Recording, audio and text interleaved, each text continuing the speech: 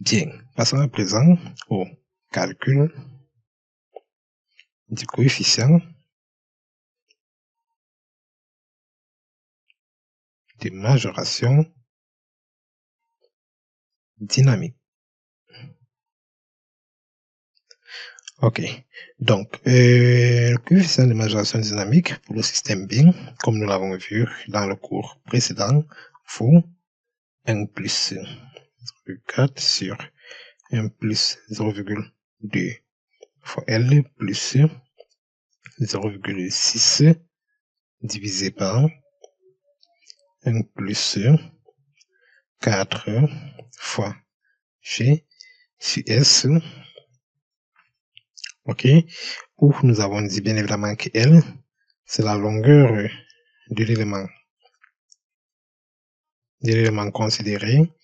Ok, et G, sa charge permanente.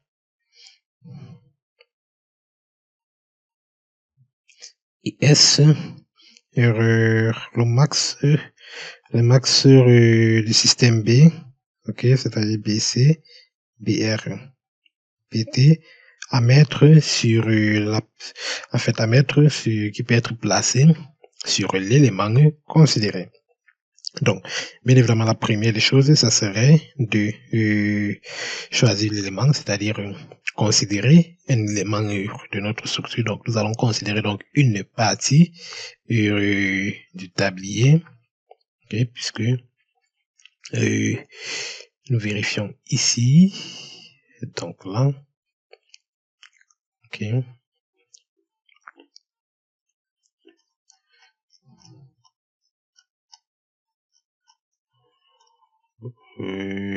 Page 38, c'est là où il y a le coefficient de majoration dynamique.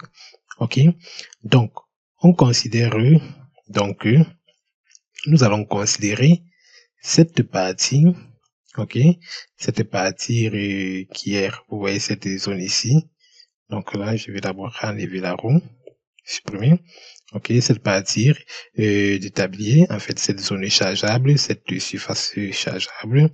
Ok, nous allons considérer donc cet élément, cette partie, pour la détermination donc du coefficient de majoration dynamique. Ok, on considère donc d'abord l'élément qui est cette partie. L, c'est la longueur. Ok, dans notre cas, la longueur de l'élément considéré dans notre cas, qui serait tout simplement cette partie ici, c'est 6 mètres ici. Ok, vous pouvez également lire ici sur le fascicule 61, titre 2. Donc là, je vais un peu augmenter cela. Ok. Vous pouvez voir qu'il s'agit d'un tablier d'un pont à poutre. Donc, en fait, notre pont cadre correspond plus à ce cas ici. Ok. L est la distance entre les axes d'appui et les poutres ou la portée de ces derniers, etc. Donc, en fait, L, c'est la longueur, la distance entre les axes d'appui. Donc, dans notre cas, L, c'est 6 mètres. Donc, on a considéré l'élément. Ok. L serait donc égal à 6 mètres. Ok. L ayant donc déterminé, on peut donc déterminer G, qui est la charge permanente. Donc, il est donc dit que quoi? En fait, la charge permanente, c'est G est le poids total d'une section du tablier de longueur L et de toute largeur, tous les éléments compris, chaussée, trottoir, chape, etc. Donc, on prend donc ok, cette partie du tablier ici, que vous voyez là, que nous avons considéré, donc je mets un peu en haut pour que vous voyez cette partie ici, donc on détermine son poids propre, ok, et cette partie donc du tablier, vous voyez cette partie du tablier, ça correspond en fait à cette partie du tablier de notre structure qui est en bas, ok, elle supporte donc, cette partie du tablier supporte donc, bien évidemment, il y a d'abord le remblai, ok, mais nous n'allons pas prendre en compte le poids du remblai, puisque ici, nous sommes en train de calculer le coefficient de majoration dynamique, comme si l'effet était comme si l'effet était appliqué sur un ouvrage qui n'a pas de remblai. Ok, donc nous n'allons pas prendre en compte la hauteur du remblai, nous allons donc tout simplement prendre en compte tout d'abord le poids propre de cette partie du tablier et tous les éléments qui reposent sur cette partie du tablier. Donc, quels sont les éléments qui reposent sur cette partie du tablier? Il suffit juste d'aller sur le profil en travers de la route et voir. Donc, sur cette partie du tablier, on aurait la couche de fondation, couche de base et couche de roulement. Ok? Donc, on va tout d'abord, la première des choses est déterminer le poids propre de cette partie du tablier et après déterminer le poids des éléments qui reposent. Donc, on a créé cette partie-ci, c'est bien évidemment cette partie du tablier de la structure qui est en bas là. Ok, nous avons laissé le remblai, puisque nous déterminons le coefficient de majoration dynamique comme si celui-ci était appliqué sur un ouvrage qui n'a pas de remblai. Ok, et après, il y a donc l'intensité de la force de charge B qui est appliquée. Ok, qui a été majoré par majoration dynamique. On va donc procéder à une diffusion de cette charge lors du calcul final de la charge B. Donc, très bien. Pour déterminer donc le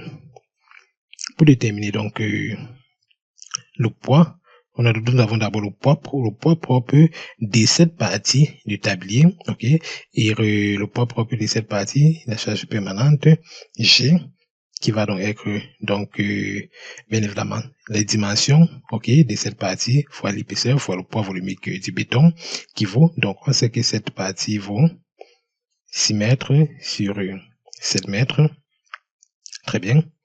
Donc on a d'abord G est égal à poids propre du tablier, ok, plus poids de la couche, on a vu la couche de fondation, plus poids de la couche de base, plus poids de la couche de roulement, ok, bien évidemment sur une zone prise sur la zone, sur l'élément d'étude, ok, une zone de 6 mètres sur 7 mètres. Très bien. Si nous débutons avec, pour le poids propre du tablier, ça sera égal à, donc on a 6 fois 7 fois l'épaisseur du tablier qui vaut 0,3, ok, fois le poids volumique du béton qui vaut 25 kN par mètre cube, ok, on a déjà égal à combien pour cette valeur ici. Donc,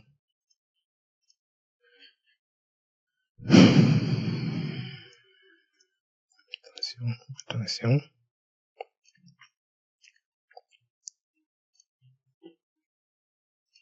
Okay. Très bien. Donc là, nous avons 6 fois 7 fois 0,3, ok, égale à fois 25, 315, ok, j'ai de longtemps 315 kN, ok, plus, bon, prenons le cas de la couche de roulement, supposons que nous avons une couche de roulement, ok, supposons que nous avons une couche de roulement d'épaisseur 7 cm, ok, en béton bitumineux.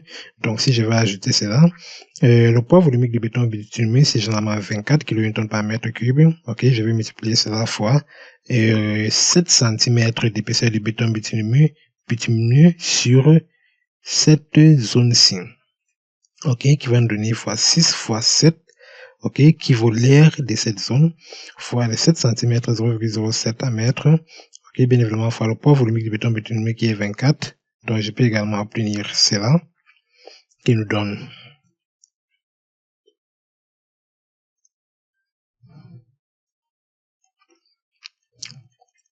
qui nous donne 24 fois 6 fois 7 fois 0,07, 24 fois 6 fois 7 fois 0,07, donc environ, qui va nous donner environ 70,56.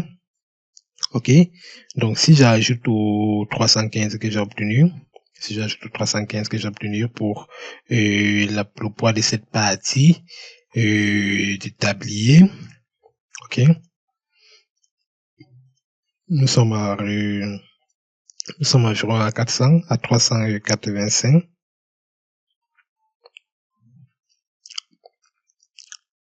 385,56 1,56 kN.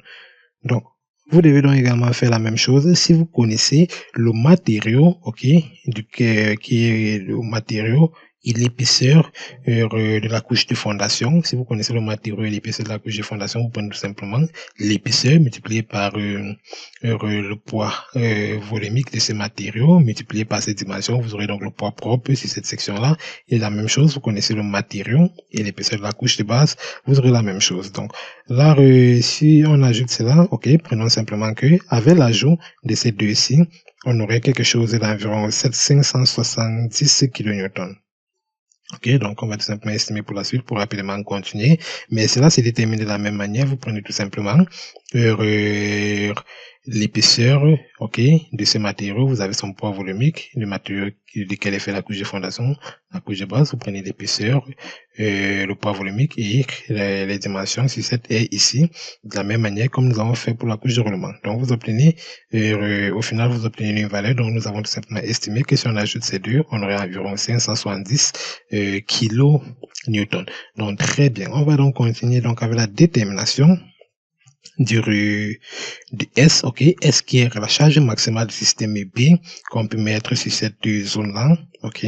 Donc nous avons donc vu dans les cours, dans le cas précédent, les cours précédents que, ok, sur cette zone ici que vous voyez là, cette zone que nous avons définie là, ok, on pouvait placer au maximum, sur cette zone ici, on pouvait placer au maximum 2 camions BC. Ok, donc là, je vais rouvrir le fichier pour mieux vous expliquer. Ok, très bien. Donc voici le système BC. Ok, si vous constatez bien, il est possible de, puisque vous vous rappelez le système BC, ça c'est 4,50 m et ça c'est 1,50 m, donc ça fait 6 mètres. Donc en fait, il est possible que le point d'application des charges du système BC, ok, s'applique sur toute cette longueur chargeable ici, ok.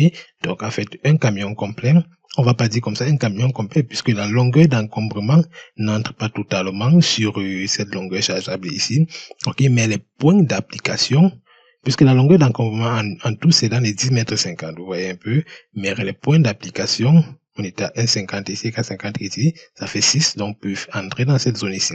Donc on peut dire donc que l'ensemble des charges portées par les essieux de BC peuvent se positionner sur cette zone chargeable ici. Et on a donc vu qu'on pouvait mettre donc un maximum de 1 comme ça, dans, de 1 par une fil, et on pouvait mettre 2 fils. Ok, donc on peut mettre un maximum de 2 fils de BC ici. Ok, on peut mettre 2 fils. Voici une file, on peut mettre 2 fils de BC ici. Et chaque fil aurait tout simplement un camion parce qu'il n'est pas nécessaire de considérer le deuxième camion. Ça n'aurait pas d'impact sur, bien évidemment, sur l'ouvrage, sur ce que nous sommes en train de considérer. Donc, pour BC, il est donc possible de mettre 2 camions de BC.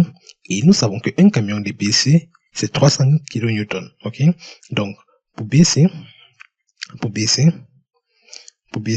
ok, pour BC, il est donc capable, on peut donc mettre 2 camions. Pour BC, on peut donc mettre 2 camions qui va nous donner combien? 300 fois 2, qui vaut 600 kN. Ok, ces 600 kN, nous devons le multiplier par le petit BC.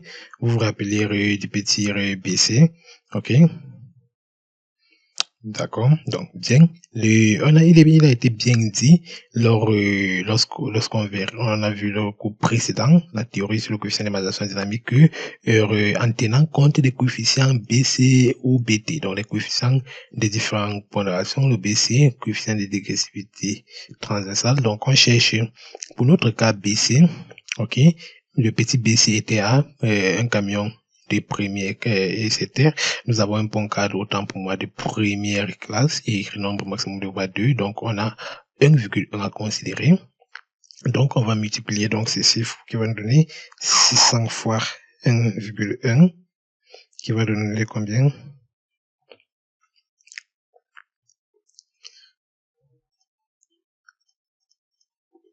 « 600 fois 1,1 600 660 kN. OK. Et nous regardons maintenant le cas. Nous regardons maintenant le cas de BT. Nous regardons maintenant le cas de BT. OK. Pour le cas de BT, nous avons vu que suivant les règles de positionnement, donc on a fini par exemple là avec BC. OK. Prenons par exemple BT. Nous avons dit que on pouvait tout d'abord positionner rien que un tandem par fil. Donc voici la première file, on positionne un tandem par fil. Et on avait vu que pour les cas des ponts comme ça qui ont un nombre de voies supérieur à 2, on peut positionner 2 tandems transversalement. Donc en conclusion, pour notre zone ici, vous voyez cette zone ici que je viens encore de tracer là, OK, on peut positionner donc pour notre zone d'étude, pour notre élément considéré qui est cette zone d'étude, élément que nous avons considéré pour le calcul du coefficient dynamique, on peut donc placer 2 BT, donc 2 tandems, OK. Et nous savons que un système BT comme ça là, donc un tandem est constitué de 2 essieux, chaque essieu vaut 160 kN, donc le tandem complet en lui-même vaut 320 kN. Donc, j'espère que nous sommes, voilà, OK. Donc, charge portée par chaque essieu, c'est 160 kN. Donc, on a 2 essieux qui forment le un tandem. Donc, on a 320 kN pour un tandem. Donc, BT, on peut donc positionner 2 tandems sur notre élément considéré, qui va donc dire qu'on va le charge maximum qui peut être considéré pour le système BT sur notre élément d'étude. Notre surface de notre tablier, c'est 320 fois 2. OK. Qui va nous donner combien? 640 kN. OK. Donc, très bien. Cela donc dit, on doit également donc corriger cela. BT final est égal à R, c'est 640 kN fois le petit BT. Donc, on regarde donc,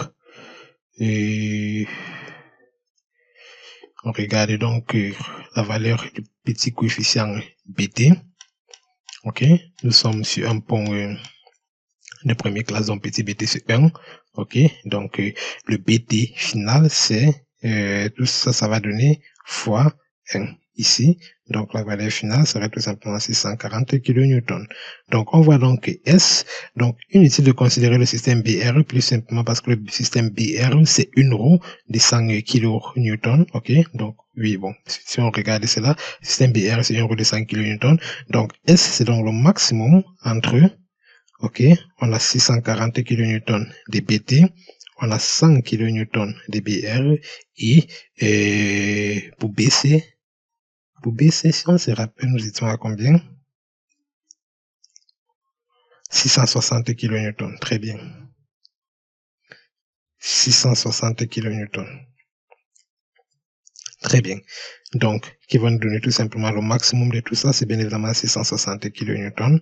OK, très bien. Cela donc fait, on peut donc déterminer au final le coefficient de majoration dynamique comme on se rappelle rapidement donc de la formule qui vaut 1 plus 0,4 sur 1 plus 0,2 fois L plus 0,6 sur 1 plus 4G sur S, qui va nous donner 1 plus 0,4 sur 1 plus 0,2 fois L, c'est 6 plus 0,6 divisé par 1 plus 4G. G, la poire, au final, nous avons pris, si j'ai bonne mémoire, 570 kN après évaluation, divisé par S, qui vaut 660. Donc, G et S doivent avoir la même unité, comme est précisé. Donc, nous avons opté pour les kN, donc on se poursuit avec les kN. Donc, au final, si nous optons pour une calculatrice pour rapidement évaluer cela, donc, qu'est-ce qu'on obtient? Donc, là, je me place la calculatrice pour que plus souvent ensemble, 1 plus 0,4 divisé par 1 plus 0,2 fois 6. OK. Là, je fais une parenthèse. J'ajoute plus 0,6 divisé par 1 plus. Donc là, je peux toujours opter pour les parenthèses lorsque c'est possible. 570. Je divise par 660. Ok, je ferme cette parenthèse ici, je ferme la grande parenthèse. 1,316, donc 1 va approximer cela à 1,32. Très bien. Donc, en conclusion, donc, on a un coefficient. On a donc le coefficient de majoration dynamique qui serait donc appliqué pour le système B de 1,32. Donc, voilà. On peut encadrer cela. Okay, qui va donc nous beaucoup aider pour la suite. Donc, on voit donc que ça convient bien évidemment avec ce que nous avons eu lorsque nous avons dit dans la théorie précédente, notamment le coefficient doit être supérieur à 1 et doit généralement être, il est dans les 1,1 jusqu'à 1,3.